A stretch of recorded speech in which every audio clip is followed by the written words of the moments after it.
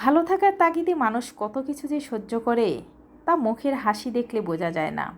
অপছন্দের খাবার খায়, অপছন্দের মানুষের পাশে বসে থাকে, এমনকি অপছন্দের কথাও চুপচাপ গিলে নেয়, শুধু এই ভেবে ঝামেলা না বাড়াই, সম্পর্কটা বাঁচিয়ে রাখি। হ্যালো ভিউয়ার্স, আসসালামু আলাইকুম। আশা করি সবাই ভালো আছেন। আলহামদুলিল্লাহ, আমিও ভালো আছি। আজকে ব্রয়লার চিকেন একটু অন্যভাবে রান্না করব, সেই রেসিপিটাই আপনাদের সাথে শেয়ার করছি। আশা করছি ভিডিওটা ভালো লাগবে। ভিডিওটা ভালো লাগলে অবশ্যই লাইক, কমেন্ট, শেয়ার দিয়ে আমার পেজটা ফলো দিয়ে রাখবেন। আমার বাসায় ব্রয়লার চিকেন বেশি একটা রান্না করা হয় না, খাওয়া হয় না। চিকেনটাই আসলে কম কিনা হয়, ব্রয়লার চিকেনটা। সোনালি চিকেনই আমরা বেশি খাই।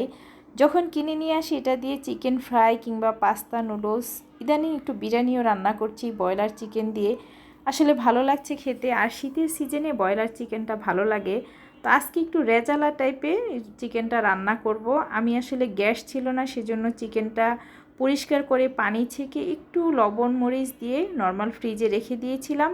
এখন গ্যাস আসছে, এখন আমি রান্না করছি।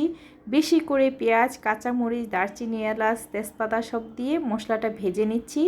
এখন আমি একে একে সব মশলাগুলো দিয়ে দিচ্ছি। আদা বাটা, রসুন বাটা, হলুদ, মরিচ সব কিছুই দিচ্ছি। আর এই ব্রয়লার চিকেন রান্না করতে না মশলার পরিমাণ বেশি দিতে হয় এবং পেঁয়াজের পরিমাণ বেশি দিতে হয়। সব কিছু মশলা আমি একদম ভালোভাবে বেজে নিচ্ছি, কারণ ব্রয়লার চিকেনটা আমার ছোটো বোনকে দেখি সে একদম মাছের মতো বা চিকেন ফ্রাইয়ের মতো ফ্রাই করে তারপরে রান্না করে। তবে আমি ফ্রাই করছি না, যেহেতু রেজালা স্টাইলে রান্না করছি, আমি এটা মশলার মধ্যে একদম ভাজা ভাজা করে রান্না করব।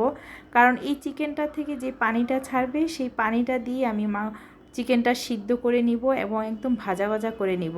এতে না অনেক বেশি ভালো লাগবে, আর চিকেনের ভিতরে লবণ, মরিচ, মশলা ভালোভাবে যাবে।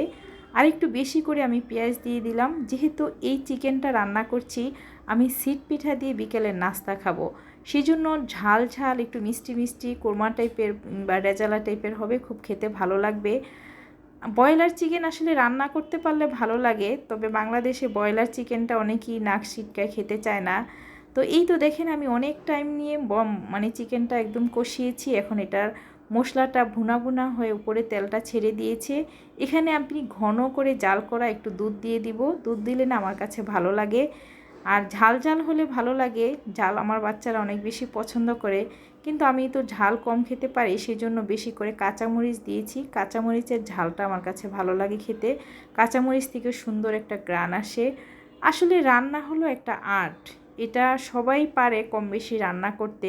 একই মশলা দিয়ে সবাই আমরা রান্না করি, তারপরে এক একজনের রান্নার এক একটা স্পেশালিটি আছে বা এক এক ধরনের টেস্ট আছে। এই যে আমি এখন দুধটা দিয়ে দিচ্ছি, এই দুধ দিয়ে চিকেনটা রান্না করব। এর মধ্যে আর কোনো পানি ইউজ করব না, যেহেতু চিকেনটা যখন আমি মানে কষিয়েছি তখন এটা থেকে গায়ে থেকে যে পানিটা ছেড়েছিল ওটা দিয়ে আমি চিকেনটা এতক্ষণ কষিয়ে নিয়েছি। এখন আমি ঘন করে জাল দেওয়া দুধটা দিয়ে দিচ্ছি। এই দুধটা একদম শুকনো শুকনো মাখো মাখো হয়েছে। এখন আমি এই যে দেখেন চিকেনটা কি ইয়ামি হয়েছে। তো এই চিকেন দিয়ে আমি সিট পিঠা খাবো। সিট পিঠা রেসিপিটা অন্য একদিন আগামী দিনের ভিডিওতে আপনাদের সাথে অবশ্যই শেয়ার করব। এই মুখ দেখে